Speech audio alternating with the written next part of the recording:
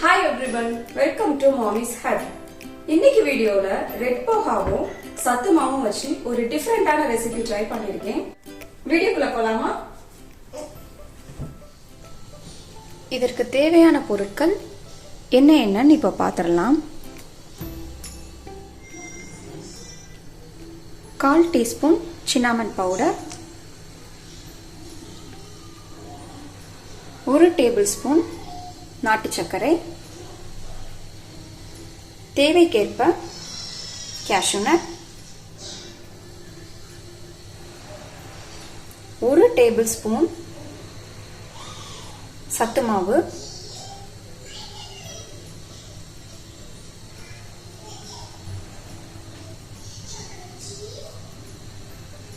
1/2 cup red poha, 1 cup காய்ச்சின பால்.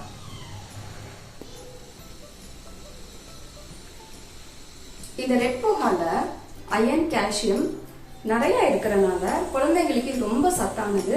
So at least வாரத்துக்கு ஒரு 2 முறை நீங்க இந்த ரெசிபி ட்ரை பண்ணலாம். பேன்ல 1 கப் மில்க் எடுத்துக்கலாம்.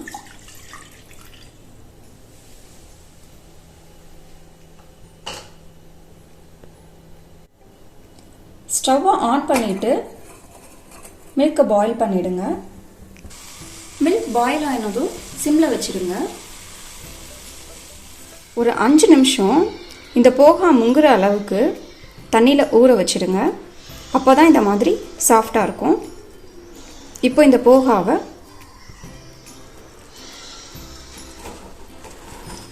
பாலில் சேர்த்துடலாம்.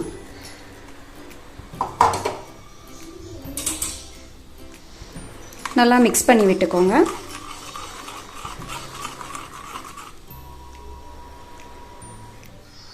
இப்போ நம்ம கேஷ்யூ நட்டை நல்லா நெய்யில் தாளிச்சிடலாம். 1 டேபிள் ஸ்பூன்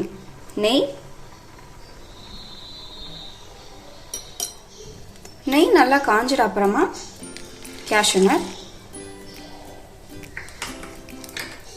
உங்களுக்கு பிடிச்சா இன்னும் நீங்கள் ஆல்மண்ட், பிஸ்தா இந்த மாதிரி எதுனாலும் சேர்த்துக்கலாம். நல்லா மிக்ஸ் பண்ணி விட்டுக்கோங்க. இப்போ ஸ்டவ்வை ஆஃப் பண்ணிடலாம். இந்த மாதிரி போகாலாம் நல்லா ஒரு 90% குக் ஆன அப்புறமா இப்போ நம்ம சத்து மாவை சேர்த்துக்கலாம்.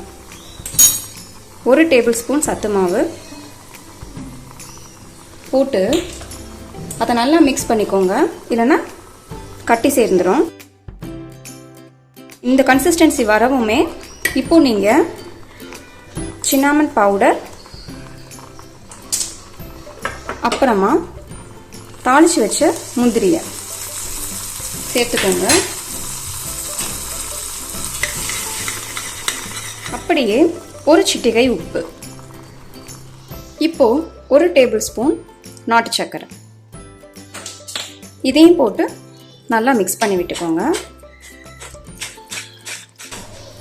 இந்த மாதிரி ரொம்ப கட்டியாயிடுச்சுன்னு நீங்கள் நினச்சிங்கன்னா கொஞ்சமாக தண்ணி சேர்த்துக்கோங்க. 1 மடக்கு நல்லா மிக்ஸ் பண்ணிக்கோங்க.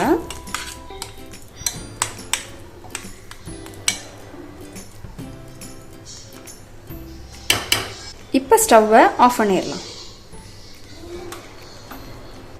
இது நல்லா ஆறுன அப்புறமா ஒரு பவுலுக்கு நம்ம சேஞ்ச் பண்ணிக்கலாம். ஆர்னி குட்டி, டேஸ்ட் பண்ணி எப்படி இருக்கு சொல்லுங்க.